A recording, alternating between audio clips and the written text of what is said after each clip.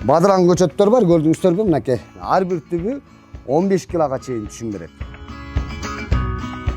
100 көчөт, 200 көчөт тиккенче 10 көчөт тигип койсоңуздар, ошо 100 көчөтүнө түшүмүн бере турган помидор. Ногул көчөт уже мынакей, Black Jam даяр көчөт. Чем 1 гектар фасоль тигип жайлай иштегенче 10 соту жерге тигип койсо 1,5 тонна тоон эле сотурат. Аны 270-280ден эсептесеңиздер канчалык киреше. Розанын мына жерде 18 түрүн тиктик. Гүлдөтүп туруп анан кийин гүлү менен ушул жерден сатабыз. Примальба деп коет. Бул эң жакшы малина. Бунун малинанын жакшы жери колючкалары жок, тикенеги жок. Дарбыздын көчөттөрү бар, уруктарын сепкенбиз. 10 жылдан бери бир эле талас эмес, Кыргызстан боюнча кеңеш берүү борборубуз бар өстүн. Биздин Кыргызстан айыл чарбасы болгондон кийин келечек мына ушул нерселер.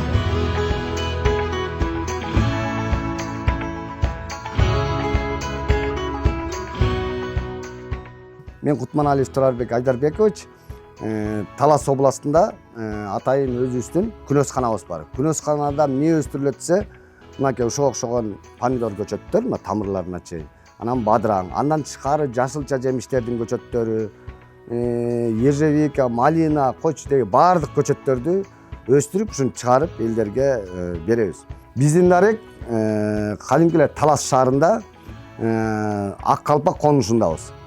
Бадыраң көчөттөр бар, көрдүңүздөрбү? Мынакей. Булардын немеси индедетерминантный. Булар бий көзөт дагы 3 метрге чейин. Ар бир түбү 15 килога чейин түшүм берет. Мына көрүп атсыздар, бир оорусу жок. Мынакей бийик. Ал эми бул жагында тамырлары, мынакей көрүңүздөр, мынакей тамырлары сыртка чыккан. Бул көчөттөргө уже 25 күндүк болду. Бул уже даяр. Ардия көч сорту деп коет. Булар гибрид сорттор. Түшүмдүүлүгү абдан жакшы. Бир түптөн где-то 10 килога чейин, 15 килога чейин бадыраң өзү берип коет. 10 сотудан көп түшүм алса болот. Ал эми бул жагында болсо помидор көчөттөр. Мына жерде помидор көчөттөр бар. Мынакей көрдүңүздөрбү? Булар дагы индедетерминантный деп коет. Булар бий көчөт. 3 метрге чейин өсөт дагы. Ар бири 10-15 килога чейин көчөт менен түшүм берет. Ар бир ногул жалбырактын түгүнөн көчөт эмелер гүл чыгат дагы, ошол гүл ар бири 4төн 5тен помидор бердиребиз. Анан буларды индедетерминантный деген сөзүм, бул бийик 3 метрге чейин өскөндөн кийин жип менен байлап өстүрсөңүздөр, чем жана антип 100 көчөт, 200 көчөт тиккенче 10 көчөт тигип койсоңуздар, ошо 100 көчөтүнө түшүмүн бере турган помидор түрлөрү да. Буларды эмне себептен стаканчикке отуруш керек? Булардын деген мынакей тамырлары уже дайын.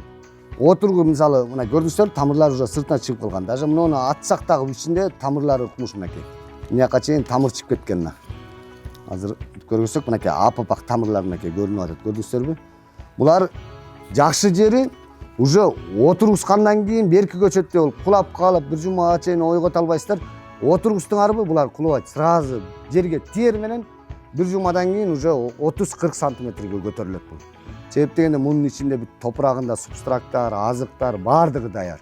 Булар бир эмеси 25 сомдон. Ар бир көчөт 25 сомдон сатабыз. Бирок 25 сомдон элге кымбат көрүнүшү мүмкүн. А бирок 10 кило түшүм бергенде элестетиңиздер 25 сом акча болбой калат да. Ошондо сиздер 10 килограмм помидорду 25 сомго сатып алгандай болосуздар. 10-15 килоны. Мына ошентип туруп карап бакса эң сонун түшүм алса болот. Аз жерге тигип көбүрөөк түшүм алса болот да.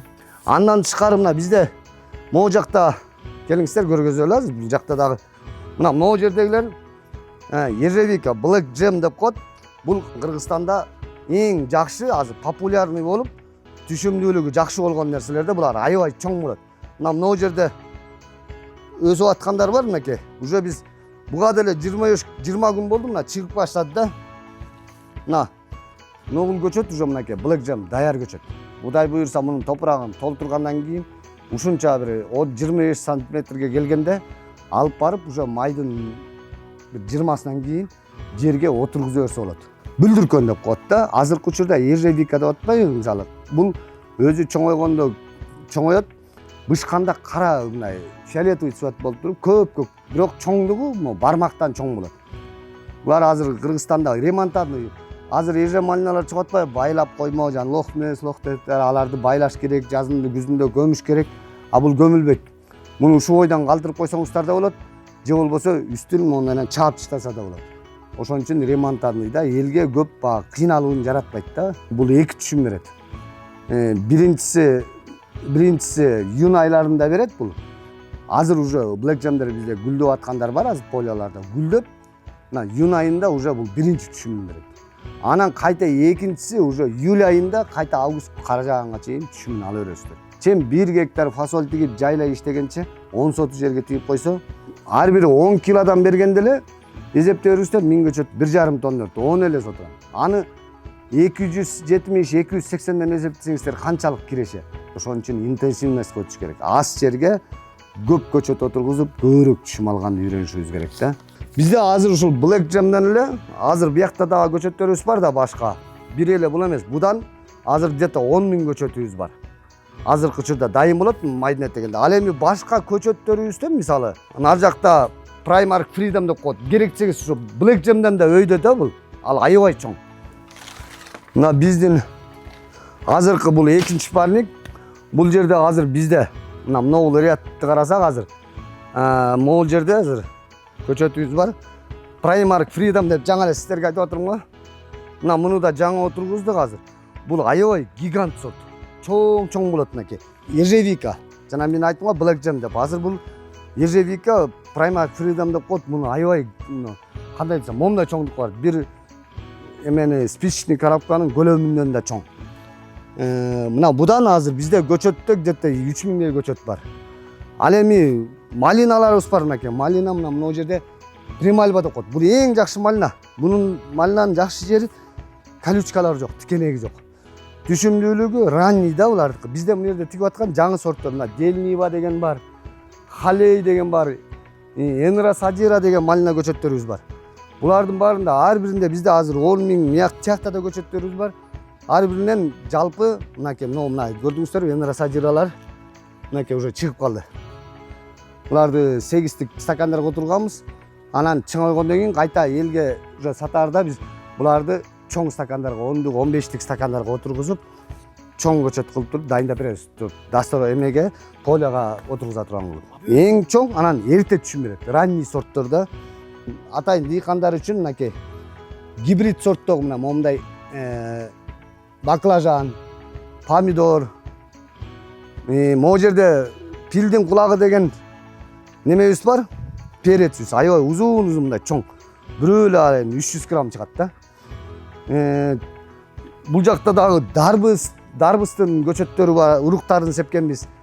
Коондун уруктарын сепкенбиз. Ошентип багы дыйкандарга, багы өзүнүн үчүн ала тургандарга жакшы сапаттуу көчөт дайындап атат. Себеп дегенде багы базардан алып эметкенден көрө бул жердеги көчөт даяр да, оорубайт, түшүмдүүлүгү да жакшы. Жакын тигип, топурагы менен бүт но жерден азыр касып алып эле биз кайта эле жанагындай стакандарга отургузуп, отургузуп туруп, анан кайта дайындап, көчөнүн температурасына көндүрүп туруп, анан элдерге беребиз. Андан тышкары бизде мисалы гүлдөр бар. Мисалы гүлдөрүбүз бизде могу жерде ушул жерде эле гүлдөрүбүз, мына жерде хризантема бар. Бул хризантемалар чоң хризантемалар да, сорттору жакшылар. Бул жагында болсо мынакей розанын могу жерде азыркы учурда розаны базардан тиксе эле же кызыл болот, же ак болот да. Ошон үчүн розанын нерде 18 түрүн тиктик. Биз муну май айында гүлдөтүп туруп, анан ар бир кардар багы гүлүнө ишенет да көрүп, биз кыргыз багы кармап көрмөйүн болбойт. Гүлдөтүп туруп анан кийин гүлү менен ушул жерден сатабыз. Ар бири мынакей көрүңүз, сорттордун өңү мына бул сорт бөлөк көрдүңүзбү? Өңү башка. Бул сорт өзүнчө бөлөк, өңү башка көрдүңүздөрбү? Могу жерде дагы бир 3000ден ашык розабыз бар могу жерде. Түр-түркүн. Виши дагы, анан кийин кустовойлор да бар. Мына биздин азыркы жана тияктан көргөзгөн тамырларыбыздын чыкканы биз азыр эми могу жерде өзүбүздө гүлдөтүш үчүн момундай идиштерге атайын отургузганбыз, чоң идиштерге. Өзү момундай болот. Бул жерде да мынакей ошол эле биз сатып аткан примальбалардын күлдөй турган сорттору бар. Мына быйыл түшүм алабыз да будан. Анан элге багы эл айтат да дагы. ким неме кылды депчи, түшүмдү мисалы биз көргөз аласыңарбы, түшүмдөрү кандай депчи. Биз ошол түшүмдөрдү көргөзүш үчүн ар бир ошол жерде көчөттөн, халейден, блэк джемден, примо альбадан ар биринен көчөт кылып отургузганбыз бүт. Кудай буюрса, ушул теплицанын ичинде отурат, ушул жерден гүлдөйт, ушул жерден түшүм алып, анан кийин сиздерге мынакей багыл көзүңүздөргө көргөзөбүз көчөттөрдү. Мына бизде момундай болот, чоңдугу момундай болот деп туруп ушуну көргөзөбүз. Антпесе кыргызда бизде ишенбейт да. Ошон үчүн биз атайын кылдык. Анан муну стакандарды биз азыр түшүрүп ылдыйраак кылып койдук да. Эми муну көтөрүп туруп, могу жерден 3-4 көчөт чыккан учурда кайта муну топуракты толтуруп алабыз. Толтургандан кийин ал 3-4 өзүнчө көчөт болот, тамырынан кайта көбөйтүп беребиз да. Ошентип атайын биз отургузуп атабыз. Өзүбүз мынакей 10 жылдан бери бир эле Талас эмес, Кыргызстан боюнча кеңеш берүү борборубуз бар өзүбүздүн. Кеңеш берип келебиз да. Багбанчылыгы боюнча, гүл өстүрүү боюнча, ушундай ягодный культураларды кандай кылып багыш керек, ошонун баарын көргөзүп келебиз. Кыргызстанда туура багыт берүү жок да. Көчөт сатып кетип калат, болду, көчөт саткандар. Калганы менен баш оорубайт да. Ошон үчүн биз кеңеш берип, элге кандай кылып багыш керек, кандай кылып өстүрүш керек. Ошон үчүн биз азыр ушундай көчөттөрдү толуктап, ошолорду багууну, ошолорду канчалык түшүмдү кандай кылып алса болот, азыкты кайсы учурда берсе болот, ушунун баарын кеңеш берип үйрөтүп келатабыз. 10 жылдан ашып калды уже биздин кеңеш берип келатканыбызгачы эл уже Кыргызстан боюнча ишенип калды бизге. Өзүбүздүн мынакей Талас шаарында Борбордук базарынын жанында КМЦ Багбан Ордо деп турат. Ошол жерге бизде бүттүк ушул айыл чарбасына, алма бакка тийиштүү бардык азыктар, пестициддер, бардык нерселердин бардыгы бар. И кеңешти дагы биз ошол жерден дыйкандын багыл малина соруп калат, алма соруп калат, тигиби соруп калат.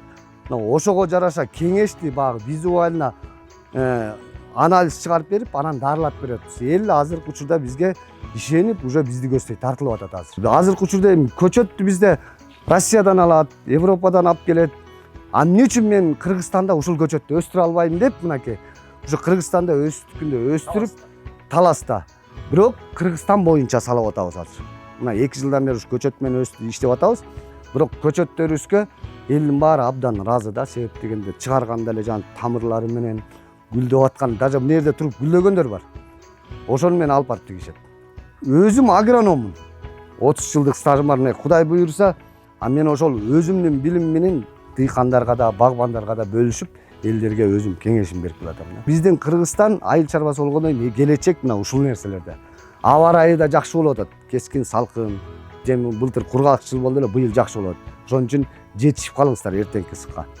Көчөттөрдү отургузуп, өзүңүздөрдүн келечегиңиздерге, үй бүлөлүк кирешеңиздерди көбөйткөнгө аракет кылыңыздар. Ал эми калганына мынакей биз кеңеш берип, сиздерге жардам берип турабыз.